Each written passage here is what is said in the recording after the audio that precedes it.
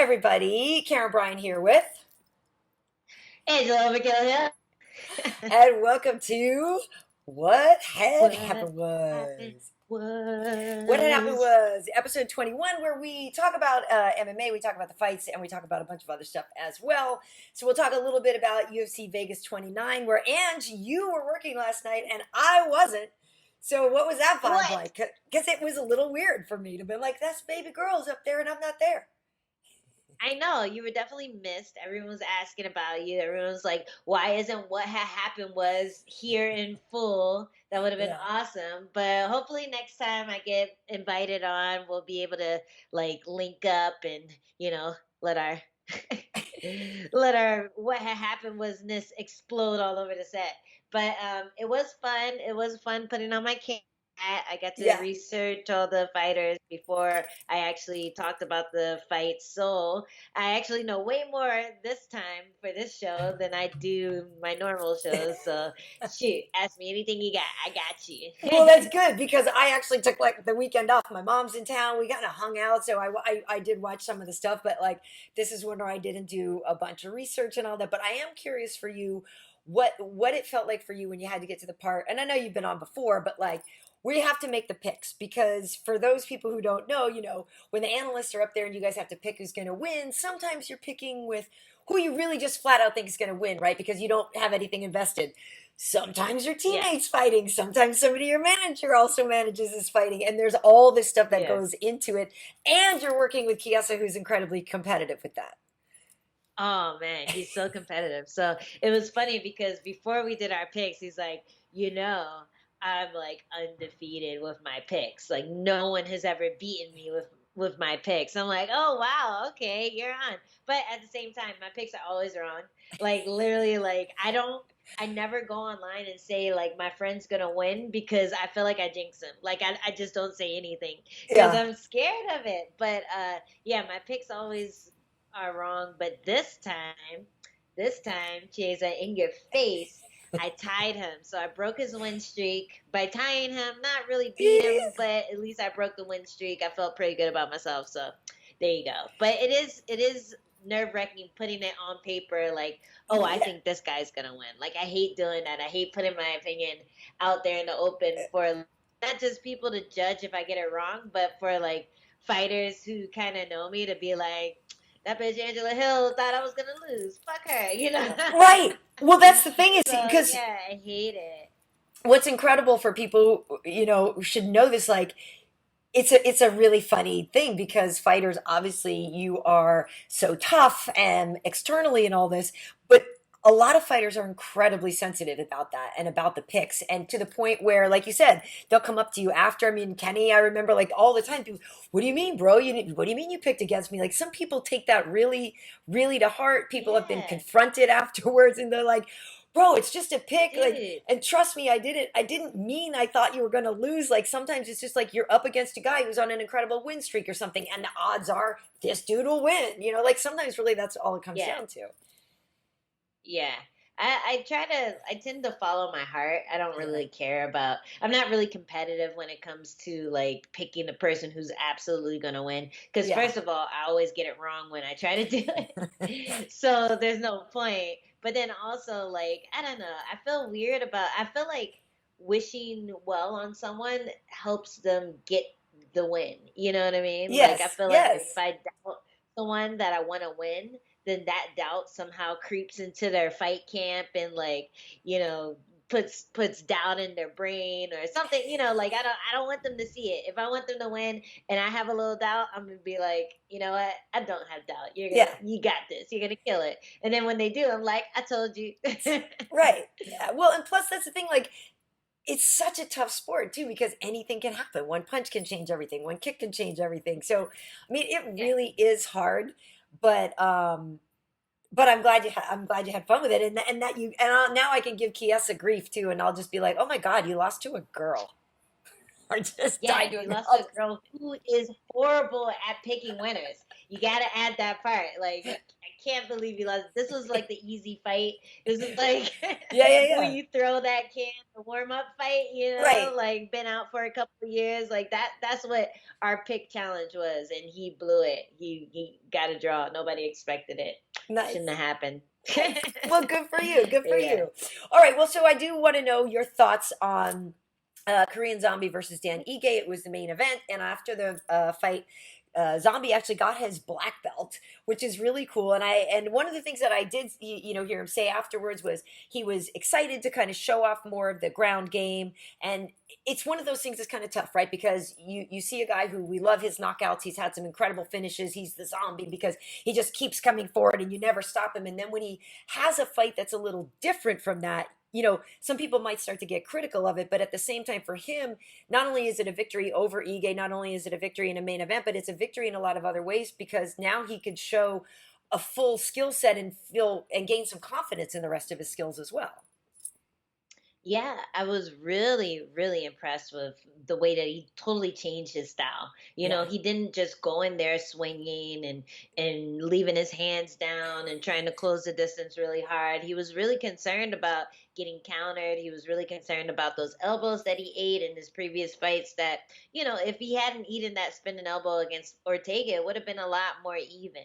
Like Yeah. the first two rounds were pretty even until he got hit with that elbow. And then he said he didn't really remember rounds 2 through 4. So it was a big elbow, and his pressure is what allowed those moments to happen. So he had to stay a little more calm in this fight. He had Yeah. to be a lot more cautious. He used all 5 rounds and he was really strategic. Like I think when Ige started trying to wrestle him, Mhm. he started countering it, reversing takedown attempts and stuff like that.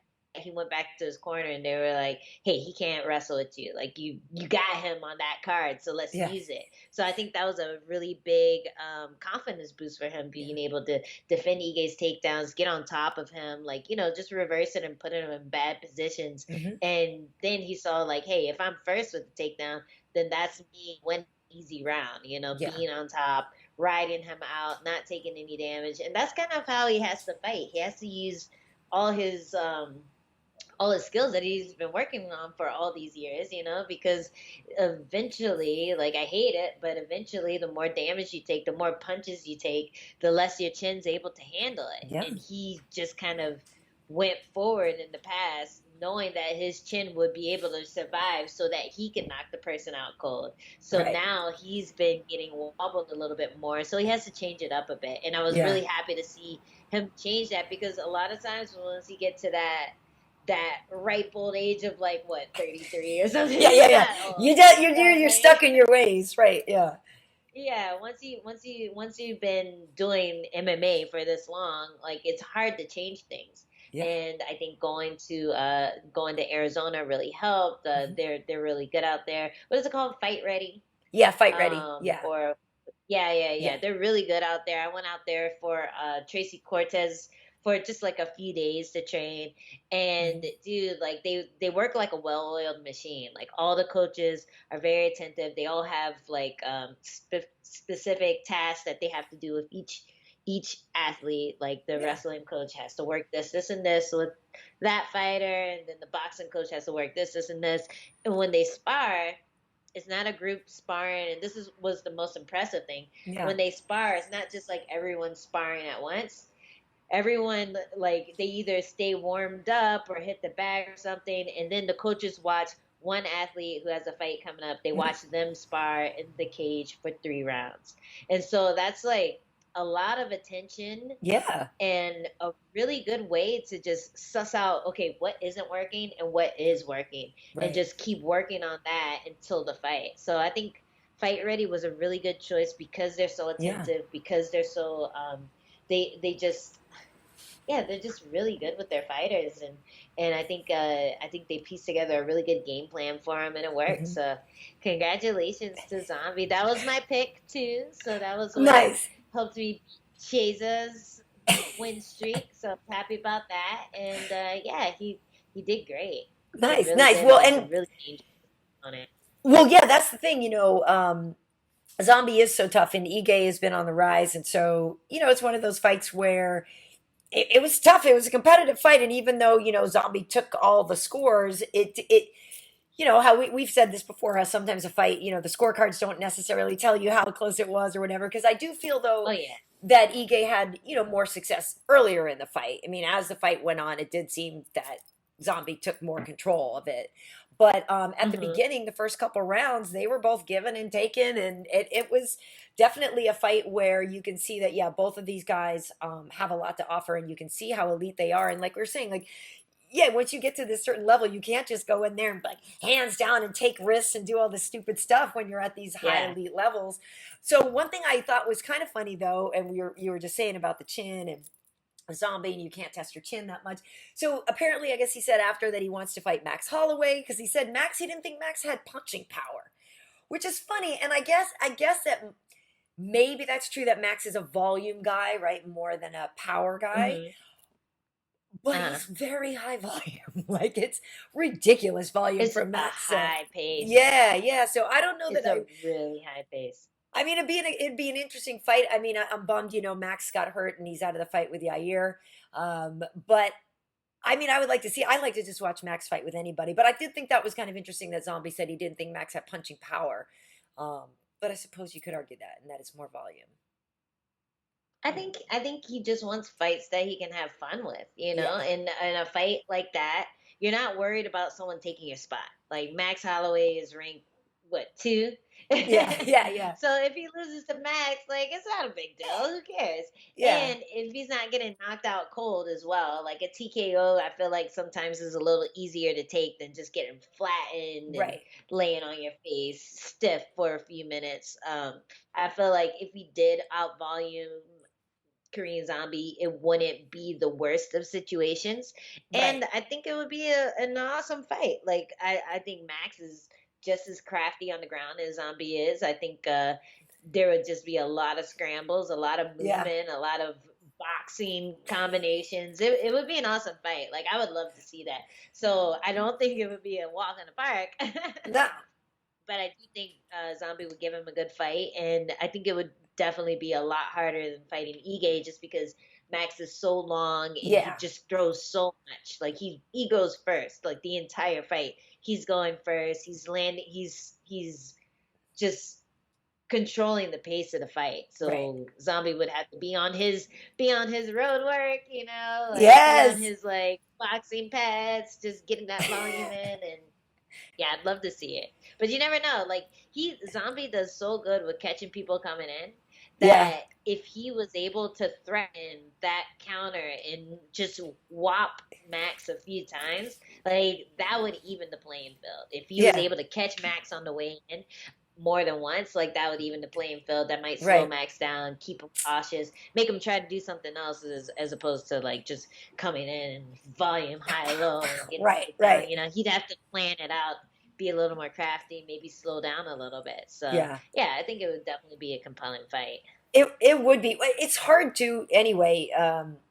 In the top sort of 10 of the featherweight division anyway. I mean, it's kind of hard to find a bad matchup. There's so many great fighters there. I guess the only hard Yeah, part is that some of them have already fought each other and stuff like that. But it's exactly. interesting because we know what happened when Yair fought the Zombie, and the Zombie was kicking his butt all the way up until that elbow. You know what I mean? And so it Yeah. is interesting when you look at the sort of MMA math between a lot of those guys on what you think would happen and what could happen and what would happen. Um, Hmm. yeah. On a Yeah, side note, I MMA do hope we math. get that. I hope we get that Max Yair fight rebooked pretty soon, though, because that was going to definitely be fun. I am curious what That your was a good. yeah. You mentioned just getting laid out, and I know I'm jumping around, but you mentioned just sort of getting laid out flat on your face, and I mean, it just all it makes me think of is Matt Brown, because Ooh. he dude, that was incredible. So now he's like up in the record books with tied for most knockouts with 12. He's up there with Anderson Silva and who else did he tie? I forget now. I did it after the facts. People can check it out. But yeah, Oh. yeah, I did. So Matt's up on the board, and what I love is how he says right into the camera after he's like 40, 40 and whatever, 40 biatches or something like that, you know, Yeah, because how's that for 40, yeah, bitch? yeah, you know, I and love so, and that. it's funny because you know, when I was watching it, and I told my mom, I'm like, so mom, his name is I Am the Immortal. I'm like, technically he was dead, you know what I mean? And you know, because Matt, you know, has quite the story, but he's one of those guys who, you know, yeah, we haven't seen him fight in a minute, and he always just delivers. He's so scrappy and just like gnarly and mean. I thought that was really entertaining, and I hate to see it because Diego's a nice guy, and like you always feel bad for the people on the receiving end of those. But when you see those sort Yeah. of one hitter quitter things, like, oh damn, that was so good. That was such a good knockout. Yeah, it's like the beauty of the sport. That's like that like swish Right. basket that you make out of the All like net, three all net. pointer, like Yeah. when you get that one punch knockout. Oh, and that he was not my pick. I picked Lima because I Oh, you thought he was did. gonna destroy him with Yeah. leg kicks, Yes, right. but that it kind of happened, but he wasn't really throwing them like that. I think he ate a little.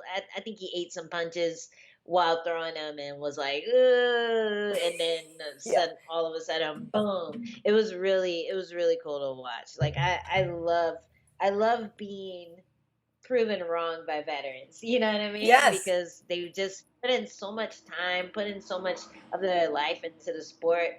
I like they deserve every moment where they're just on top, cloud nine, getting one punch, like highlight real knockouts, making money, being able to like re-sign contracts for more money if they Yeah. keep fighting. You know, like that was awesome to see. And I would love for him to get the fights that he wanted, like he mentioned Mhm. Cowboy Cerrone, or just I think he lost like three in a row before this fight. Any one of those three guys would be a great rematch for him because it Mhm. seems like he just went back and just got some stuff together and got his life a little more organized, and now he's ready to just fight it out until he can't anymore. And you know, I'm a fan of that because I personally, as a fighter, I feel like I would fight until just my health was just like, yeah, you should probably stop, you know. Yeah. But It's I feel tough. like until like a doctor told me, I would keep fighting. Like I would be up there 60 trying to knock out 20-year-olds, you know. Come at me. Yeah, well, it's tough because I do think too that he mentioned a couple good names, like you said, the Cowboy would be one. Like he mentioned, I guess the Diaz's, and I actually like the idea of Nick Diaz versus Matt Brown. I think that would be cool That would be because fun. you know, Nick is not a spring chicken anymore, and he's been out of the game for a while. But Nick always brings excitement. Like you know, they're similar in a lot of ways in terms of their toughness and their grittiness and their realness and their take no BSness. And you know, there's so much to like Yeah. about both of them that I think it would be really entertaining. So yeah, I'm like, I would definitely, and that's the whole thing, right? Because when Nick comes back, if Nick comes back, it's not like you can throw Nick in with a 20-year-old. You can't put him in with some young, Yeah. you know, up and comer, some brash new kid who's like out there and who, you know, because I also don't want to hear the guy at the end of the fight going, Nick, I watched you when I was a kid and now I'm fighting you. Like that would hurt. You know what I mean? I don't want the guy Like that's like, EA. yeah. You're like, oh, bro, thanks, but that kind of hurts. But so I'd much Yeah. rather it Yeah. be, you know, Nick coming back to fight a guy like Matt, where all of us, you know, like, you know, you feel like the old schoolers would be like, that's a fight. Like, that's just like Yeah. real dude. So I think that would actually be a really good one. And I hope, you know, yeah, that we do still see Matt like active and stuff. Cause yeah, he's great. And he's just got such a no BS attitude. It's quite refreshing. It is. It's fun. It's like I can see him just living off of the land, like Yeah, totally, totally. getting a call randomly from the UFC from his like landline phone in a cabin Right, somewhere, and they're right. like, "Matt, we need you," and he's We just need like, you. "Where and when?" You Right. know, Exactly, exactly, exactly, exactly. like some Yeah. like Liam Neeson and shit. But yeah, I can totally see it. It's really refreshing. I love the no BS attitude, and you know, I wish more fighters are like that. Like Yeah. that's what's drawn us to the sport. You know, the us old heads, and I say old heads because I got in before Conor McGregor existed.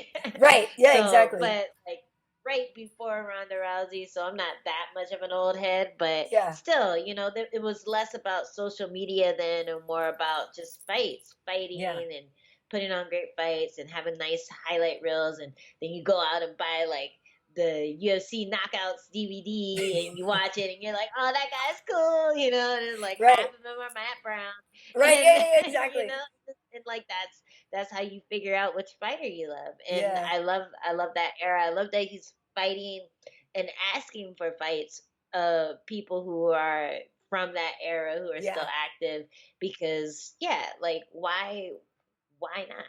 Yeah. Like it's great. It's entertainment, and like all we want to see are fist fights. We don't care. Totally. We don't care who it is or like what your rank is. Like we just want to see good fights. So Yeah. yeah, that's awesome. So what else to you, like, what were you guys most excited about at the office, right? So what, there was a couple of the girls had some good exciting finishes. Like, I'm just curious, Yeah. when you and Mike and Dan were there, like, which ones were you guys like, oh, that was good? Yeah, well, the girls' fights were good. I want to highlight those real quick, just because it Yes. was two finishes. We had Virna Jandiroba, who I've been ducking. I actually, I got, I got offered to fight You her, did. instead of Rebus. I was like, I'm gonna wait for Rebus. Yeah, Jandiroba's, No, no, it's a big girl. no knocking or Rebus. No No, knocking Rebus. Is just I was prepared for Rebus, for and sure. Jandiroba is like a whole different set of problems. Yeah. And you saw that on display in her fight against Kanako. I thought Kanako, that was my other pick that lost. I thought Okay. Kanako was gonna be able to um just defend the submissions a little better, because she was so good at smashing Randa Right. and just keeping her flat on her back and keeping her from being able to throw anything up. But I did see in her tape that she gets a little caught in the armbar just a little too deep for too long.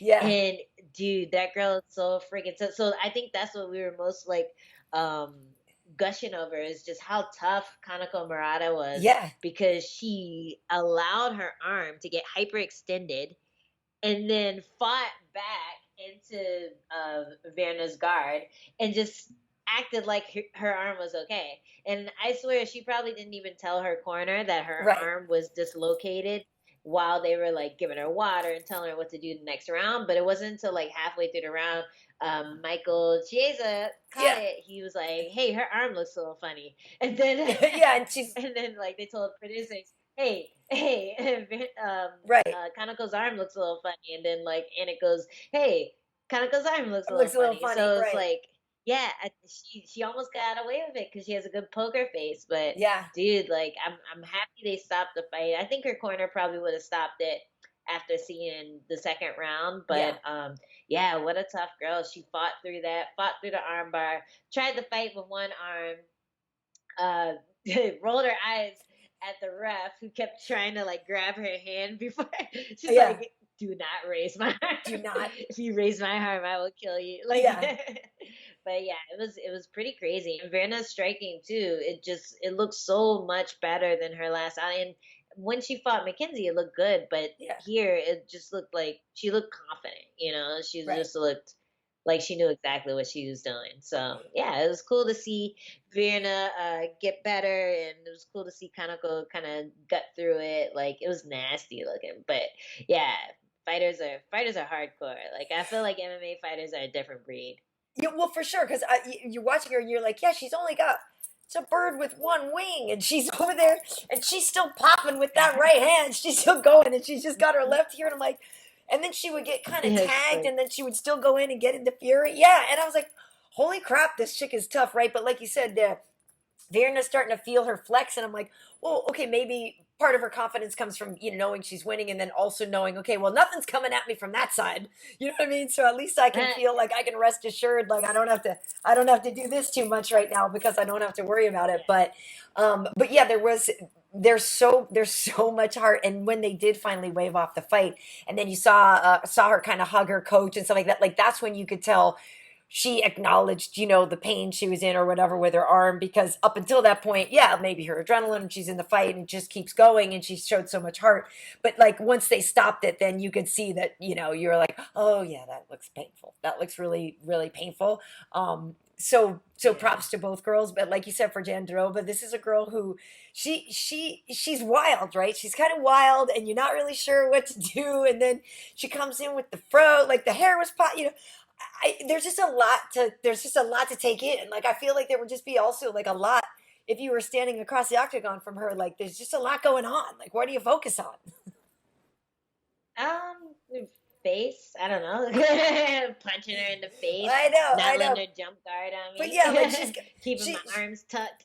yeah, she's wild, and I know people meanly compare her to Rob Schneider or whatever, but yeah, she is kind of this wild, like a fun kind of character in the division that she's very unlike a lot of the other girls. Yeah, and I like her hat. It reminds me of One Piece. It's this anime. Aurora probably knows One Piece. Yeah, That's right, she wears the One Piece hat when she walks out. But it's not One Piece hat. It's actually like a Brazilian farmer hat that's right, really popular. right. That she always wears out, but it looks like a One Piece One hat. Piece, yes, So I yes, call it the One Piece hat. I call her nice, One Piece. But nice, nice, nice, but nice. yeah, And I know not you Rob were. Schneider. That's just rude. No, yeah, no, we're not trying to. I'm not trying. No, it's a compliment, right? We all everything we're saying is. I mean it in a good way.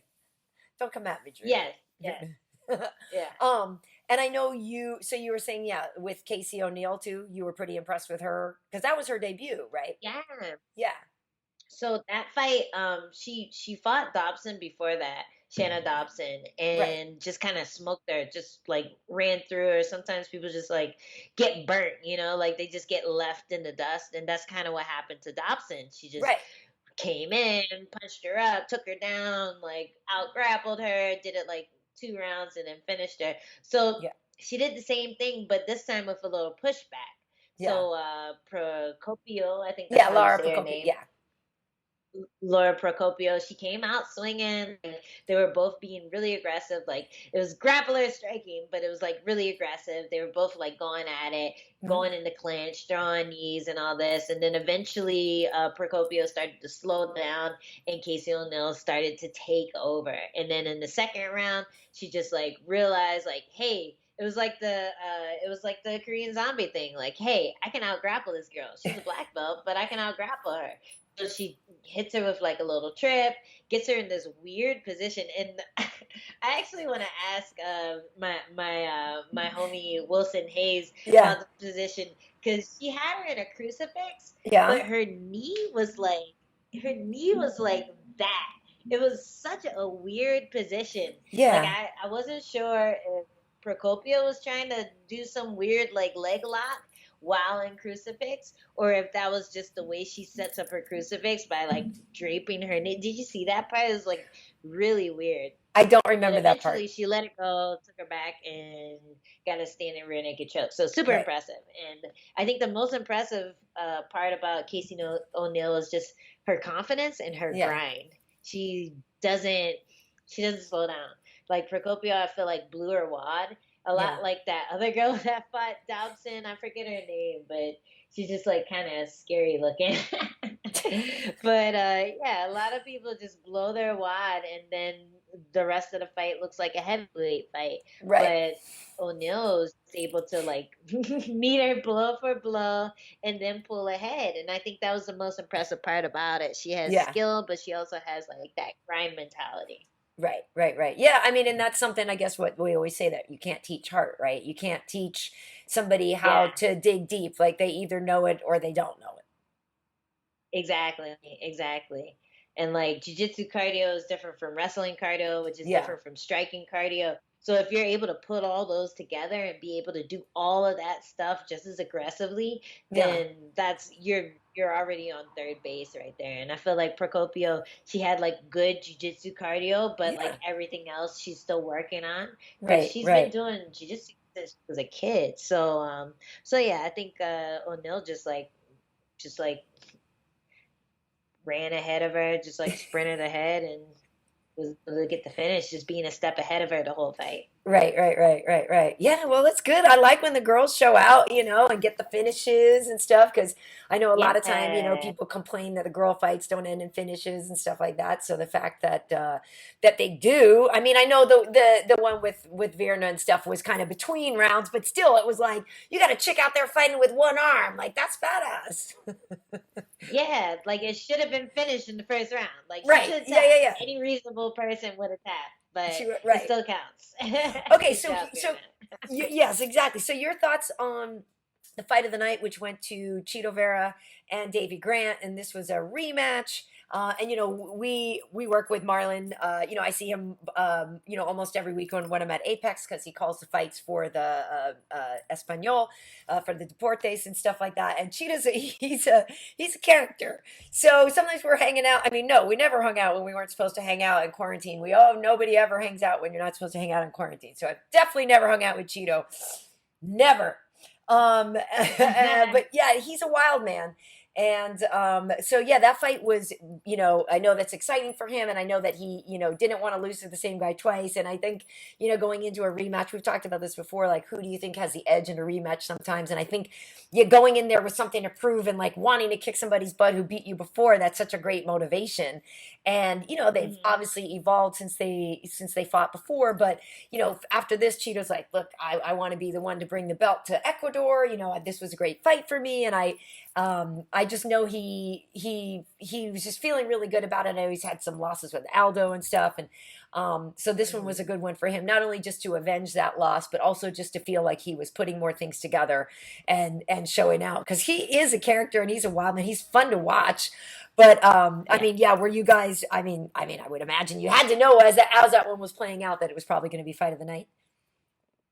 Oh man, yeah, definitely. There was a fight before that. I think the Chaos Williams fight that was pretty crazy, but it ended kind of flat. Uh And huh. so the way that Cheeto's fight ended, like he was like cranking on his neck, using every ounce of his energy for that last like 5 seconds trying to Right. get the finish. Like that is the way you finish a fight at night. So once that happened, I was like, yeah, these guys have it. But it was an amazing fight. Like he the scariest part about Davy Grant is the power in his hooks. Like Yeah. he generates so much power because he doesn't care about his head. Like he just goes He really but doesn't. boom boom. And it's so crazy, but it helped. Like if you don't care about your head, then you can throw power for days. Just keep it by your arm, keep your arms at like shoulder length, and Right. just swing your body.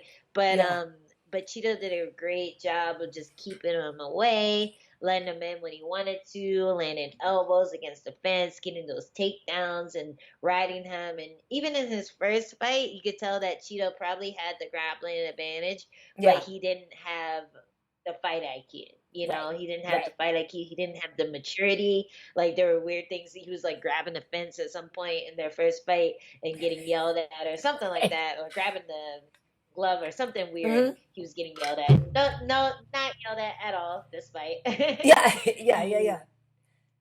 Yeah, he had a great game plan and he executed it perfectly Yeah. and just was able to outstrike him and then take him down and then ride on him and try to get the finish. So yeah, it was a great fight. And those elbows, man, they were so nasty. I was just like, ah, elbows! Like he Yes. landed like a really good step in elbow, like as Nice. Davy Grant was coming forward, going oos, oos, Yeah. oos, he just goes pop, like sliced him right down the Yes. middle. And Davey, he looked like He looked he's rough. just so sliced up by the end of it. Like he was like yeah, a Halloween mask at the end of that fight. So I feel like that's what really got the fight of the night, just like the blood and the cuts and both guys just leaving everything in the cage before the last bell ended. So yeah, that was really awesome to watch. Yeah, I when they're reading the announcement and yeah, you look at Davey, you're like, oh, it's gonna be a long flight home, bro. Like, Oh man. oh, I felt so Yeah, bad. and I always think about the swelling. I always think about the Yes. swelling when you Oh, fly, like getting oh, up at that altitude. Like yes. I feel like the only time it was really bad was I like got leg kicked a bunch, and Yeah. so I flew, and then when I landed, my knee was like as big as my thigh, and I was just like, oh, and it jiggled like there's like a lot of water Oh, in it. And whenever someone takes a lot of damage like that, I just think, man, that flight, man, he's gonna swell up so much. yeah. That sucks. But actually, that reminds me of something, and I want to. I remember one time, I forget which fight it was, but I ran into you and Adam in the airport, because we were all coming back from a fight or whatever. And you had some bruises and stuff. And I always think about this for the female fighters with their boyfriends, coaches, whomever, when they're walking through. Like, and granted, if you're not wearing your UFC stuff, like, do people think that Adam beat you? You know what I mean? And like, it's a weird thing to me that I always wondered that do you walk around with like, do you always wear your UFC gear on the way home from a fight so that people know that you're a fighter or something? Because I think, because Adam's such a good dude, like, and like, I always think about that dynamic of what people must think seeing a female fighter with a guy while she's all beat up and he's not, and like, just what their imagination is saying. Cause it's got to be weird. Yeah, no, it definitely happens. It I haven't had anyone say anything to me recently, but when I was Yeah. fighting Muay Thai, there was this one night I did like a 5 round Muay Thai fight. I won, and but I had a few bruises, like maybe like a light black eye or something. Yeah. But I was walking Adam to work the next day, and he worked at this bar in Brooklyn. So I was walking him to work, and I walk past this group of boys, and they don't say anything when we're walking together. But Yeah. then when I walk back, they're like, "Ma, ma, you all right, ma?" I Really? was like, "Oh, that's so sweet!" Like these Yeah. little babies looking out for me. Like they were like fucking like must have been under 20, like, but these group of like teenage boys, Yeah. taller than me but very young, and I thought that was so adorable. I was like, I'm fine. I had a fight. They were like, oh, okay. It's like, you Yeah. win? I was like, yeah, you see the other girl. So Yeah, yeah, I thought exactly. that was cute. They were checking in on me, and they waited until the threat was gone Right. before they checked in. Yeah, but man, when I was younger, we used to mess around. Like I get a black eye and sparring, and then Right. we'd be on the subway, and Adam would like do the. I always call it the wife beater grab, where the guy grabs the back of your neck like this. Yes. Yeah. Like I know exactly where you're going, So I would be like, "Hey, do it," and then he'd do the wife beater Right. grab, and I go like flinch. I was gonna say, because you could really But mess with people. Like you could seriously be like, "I'm sorry, your dinner was cold." Do you know what I mean? Like you can, I you. know. But it's so bad because I don't. It is something like I'm the type that I would step in if I thought I saw some stuff going down. So it's not one Yeah. of those things you really want to play with. But I think of that so often because, you know, just the way society is, and especially, I mean, you're black, Angela, so people expect you to get beat up, I'm sure. But when the pretty little Oh, Bond girls get beat up, that was so awful. But when the pretty little Bond girls get beat up, unless people probably I get have, really well, upset. if I'm walking around with, yeah, well, if I'm walking around with my like fucking shaved headed white husband, then Right, right. they're like, what kind of self hatred shit is going on here? Dating an abusive skinhead, you know? Totally, totally. Right, because they would totally think he's a skid. That's hilarious. Oh my God. Oh, that's No, we've crazy. gone through all the scenarios. Yeah, all the We've gone scenarios, through all all the the scenarios. But scenarios. yeah, I always just think, like you said, with the flights home, the swelling, all the stuff that can happen. I mean, and even just think for Murata, like what hopefully, they'll set her arm, but like her arm could be Yeah, incredibly painful on the way home. Like, yeah, it's a lot. Um, there's a lot. Whew. I Why'd you always choose assume that the for a living worst. again? Yeah, yeah. No, whenever I see someone bruised up, and I always assume the worst. So I can only imagine what they think about us. you know, Yeah, like yeah, I know that they could have been a fighter, but I'm still like, ooh. I don't want to ask her in case it was like really traumatic what right, right. happened. You know? So, question for you too, and I wonder if this was the case for Cheeto. You have been to the Apex more, not only on fight night, but to work and do some other things. And I really do think that that's such an advantage for the guys that have to then go fight. They're like for Cheeto because he just feels so at home there. I mean, that is his home. And I know that Yeah. like for Felder, for Dom, for a lot of the guys. Well, Felder's done now, but that's one of those things where I do believe it's a real advantage, just having that sense of ownership and feeling like that's your place when these opponents are coming in and they're not there nearly as often. So I bet Chito felt really comfortable. Yeah, for sure. And it helps like when you see the people backstage that you Yeah, always see, like you feel like you have the home crowd advantage, especially because there isn't like a crowd. So the right, only people who are there to witness it are the people that are basically your coworkers. So you're right. fighting for them. You're fighting for them to be happy for you. And I feel like the more ESPN gigs that I do, the more that those people are rooting for me when I come Yeah, up against other strawweights, even girls who have been like, in on the top for however long, like before I was doing MMA. yeah, So I definitely feel like it's an advantage. Like I felt at home when I went to the Apex recently, just because I had shown up there so many times for fight weeks. yeah, That didn't yeah. I know. I happen. know that may or may But not happen, but but yeah, it's definitely an advantage. And the more you learn people's names, the more you learn right. people's faces, the more you feel like everyone's on your side. So I definitely think that was a great setup for Cheeto to be able to do that. And I didn't even know he was doing all that commentary. That's Oh yeah, awesome. So to see that he was able to do all the commentary beforehand and just kind of make a little niche for him, make a yep. little uh a path for after he's finished Hmm. fighting. I think just job security in general makes you perform better. It gives you less emotion going into a fight. Yeah, You're just able to be present and you're not thinking about what happens if I lose. That's it. I'm done. Like no, you got all this other stuff going on. You could just go in there and be you and be the awesome fighter that you've been training to be and yeah, not let your doubts or your what do you call it, just your anxieties yep. stunt your performance. So I think that's all that stuff is just like super important and super yeah, it's definitely an advantage going in there as a fighter. The thing that's a little funky now, though, is didn't he call out Dominic Cruz after the fight?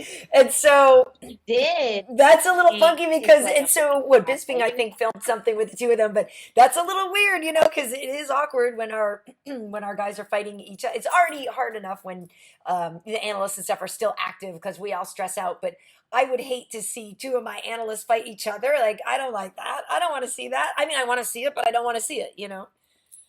Yeah, and it's so funny too because I've seen him in the gym before. I've seen Cheeto in the gym before. Yeah. So I wonder if like he had that in mind the whole time, or maybe he's just like as their paths have grown apart, he's just like, okay, I'm ready to fight him now. Like he's no longer a brother; he's now a competition. So Right. let's fight.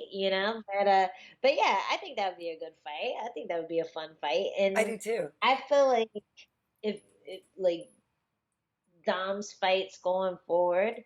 Um, it would be nice if he's not fighting like killers until he Yeah. gets a streak going, Yeah. because like it takes a while to just get back into being an Hmm. active fighter. And he was on top for so long that we were talking about this before.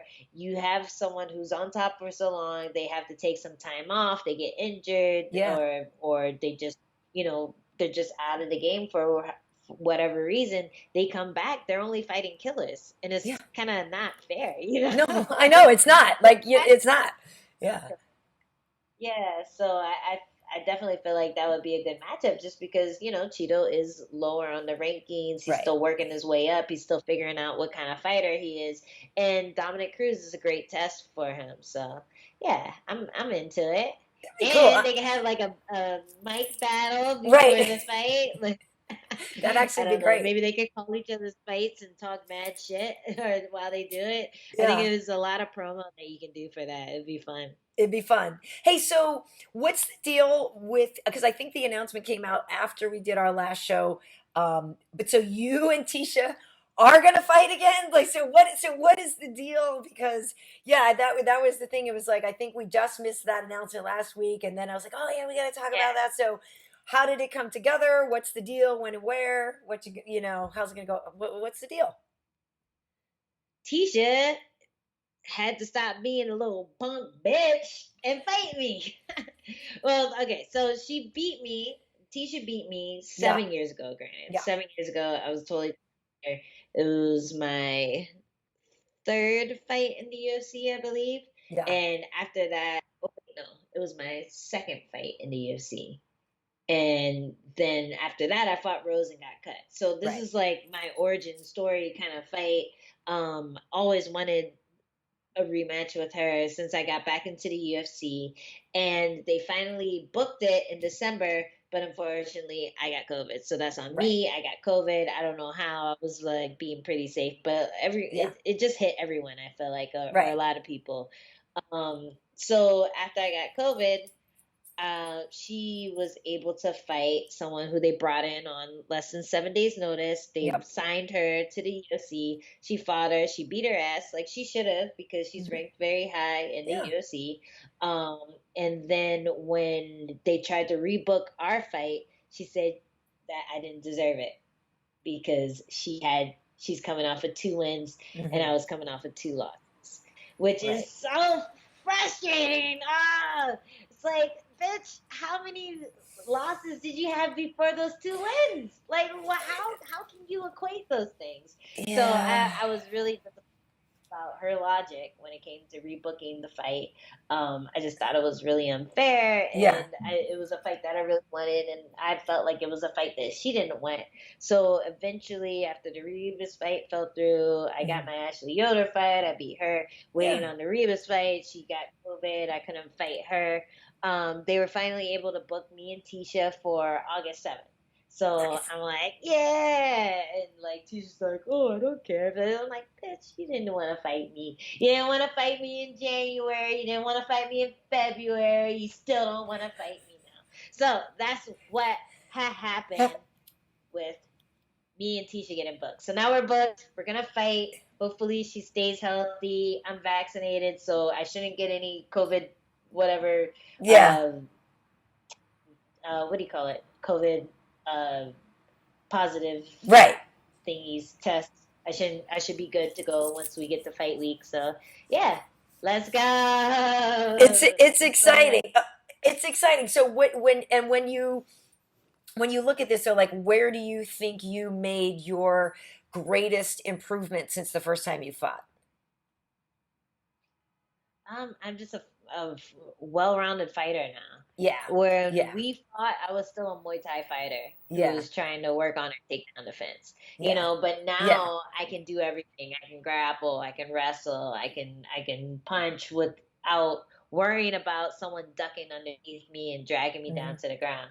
So I think those things were really big. And half of the fight when we first fought, she had me stuck up against the fence. Yeah. Every now and then I could turn her, but then she'd turn me right back. And now I've gotten so much better with that fence work, just figuring out where to put my body in order to get out, where to like get someone stuck real good and land knees, land elbows. So I feel like that's where she's probably feeling the most threatened. She hates being clinched. Even in that fight against the girl that they brought in Yeah. to fight her on 7 days' notice, she still got stuck. She's still up against the fence. She doesn't know how to use head pressure, and Yeah. that's like one of my best attributes. So yeah, I feel like I can just like go in there and like mash her up, put her up against the fence, hit her a bit, break away, hit her, maybe take her down. If it's too hard, just like go for the takedown, then hit her when she defends it. Like I Yeah. just feel like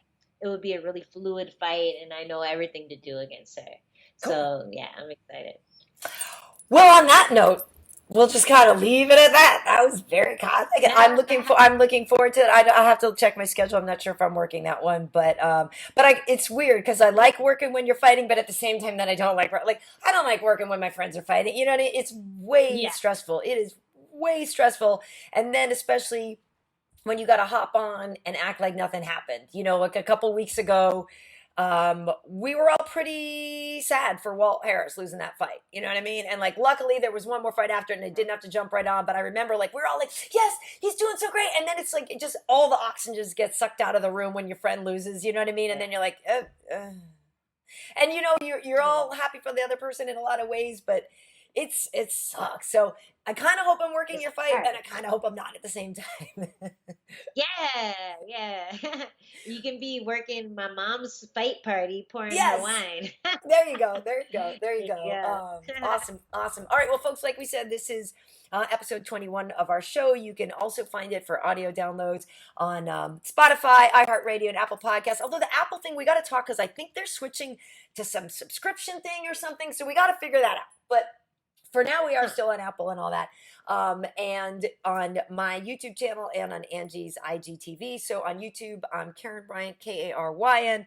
Bryant as in Kobe, no relation, but may he rest in peace. Angie, where can they find you? You can find me at Angie Overkill on Instagram and Twitter. Instagram and Twitter. And Yeah. you can also find me at Overkill Hill at TikTok Awesome. or on Awesome. TikTok. So Yeah. check it out. Check it out. Yeah, and I'm KB Heat over on Instagram. I think I have a TikTok that's Karyn Bryant, but barely ever do anything over there. So Yeah, we need to get on that. guess Oh, I'm get dancing on. some Oh yeah, ah. yeah. Renegade, renegade. All right, awesome. So yeah, so folks, thanks for tuning in. Tell your friends. And yeah, great job on the broadcast. Congrats. And yeah, I'm back at Thank work next you. weekend for the heavyweight guys, and I'm actually about to interview Cyril Gahn. So I will have an interview with him as well. He's in the main event next week. So that's Oh, nice. Tell him I love his Muay Thai. I will. All right, folks, thanks for listening. We'll see you next time.